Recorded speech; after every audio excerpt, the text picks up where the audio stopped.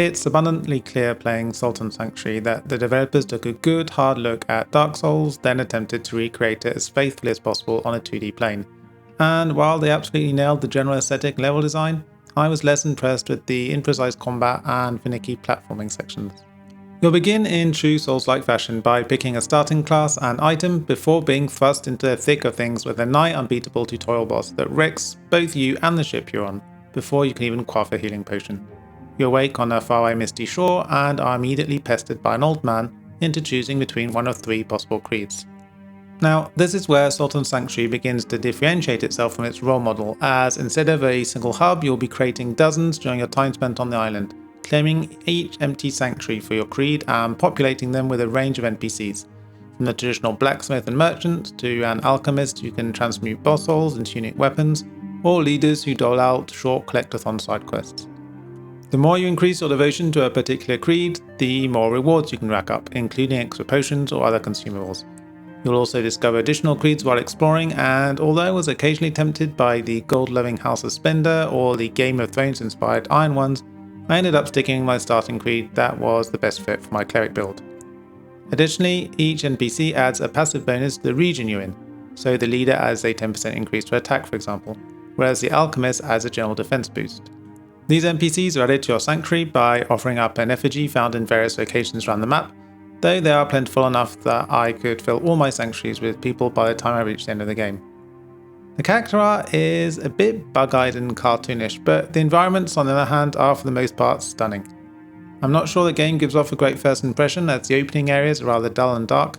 Once it opens up, you are treated to a much wider colour palette, from the amethyst hues of Hager's Cavern to the greens of the Watching Woods, or the ethereal blue of Siam Lake. This is also probably a good place to point out that Sultan Sanctuary is a massive game, with dozens of different locations to explore, and if you enjoy investigating every little nook and cranny, it'll take you a good 30 hours to complete. Another positive point is how these environments fit together.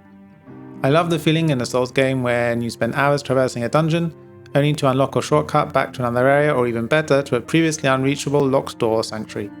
Developers Ska Studios have really nailed this aspect of the game. And even though in typical Souls-like fashion there is no map, you'll soon get a rough idea as to how everything fits together. Living up is done through a Final Fantasy X style grid sphere, which was mostly fine, though it was occasionally annoying to be forced to unlock a point in a stat I wasn't invested in, just to be able to wield more weapons or wear better armour. Unfortunately, where Sultan Sanctuary falls shy of greatness is in the gameplay department.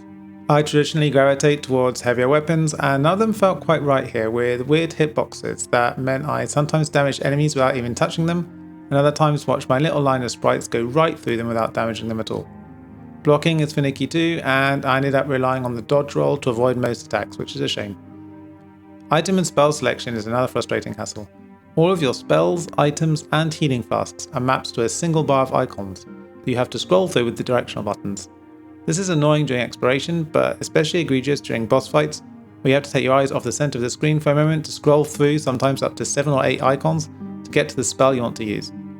As I reached the end of the game, I had 5 buffs and 3 different potions, and attempting to select them all during the more aggressive boss fights was insane. And speaking of insanity, the knockback from bosses and some of the larger enemies is crazy. You'll be sent flying across the screen to land in an undignified heap far, far away. This is fine during boss fights, but not fun when you're traversing poison-filled pits, spike traps, and insta-kill holes. To be clear, I was playing on the expanded combat mode, which was introduced in a later version of the game and is now selected by default. Although it's possible, the original or classic combat was very different, even if earlier reviews don't lead much credence to that. Finally, in a Metroidvania style twist, you'll unlock some traversal upgrades along the way, and these are generally fun and easy to use. Though I did find that, much like in Blasphemous 2, they diminished the more gritty, realistic dark fantasy aspect Ska Studios was attempting to create. Still, Sultan Sanctuary is, for the most part, Dark Souls on a 2D plane, successfully transposing its dark setting and labyrinthine level design, but failing to capture its signature combat and gripping enemy encounters. I fully intend to see if the sequel, Sultan Sacrifice, manages to correct some of these issues, but in the meantime I will be placing Sultan Sanctuary just below Inotria on the C tier.